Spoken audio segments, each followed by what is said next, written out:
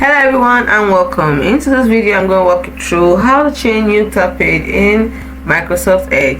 The first thing you do is launch your Microsoft Edge browser and then you click on the three dots at the top right corner, click on settings from the drop down menu, and then this left extreme left here we have some options. So you are going to click on start home and new tab page, then you put up this part and then you click on customize for new tab page.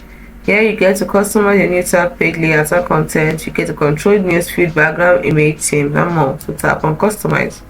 After clicking on customize, so over here we have the page settings for it. Here we can change the regional language, we can change the quick links from 1 row to 2 or even turn it off totally like this.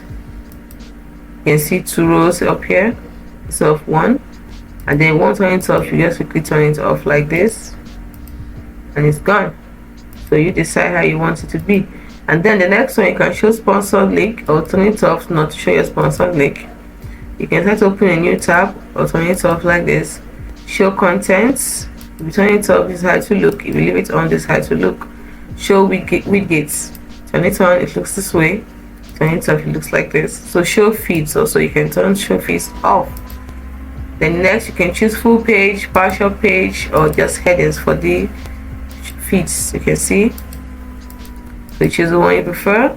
And then the background, you can turn it on or you can leave it off, and if you turn it on you can decide to edit the background. You have the pictures here you can use for editing the background, and then you can change new background daily by leaving this on. You can manage the theme and even upload image. So that and more is what you can do with the for the new page, actually the new tab page. So hope you found this video helpful. If you did, like and subscribe to this channel for more helpful tips like this which we put up every day.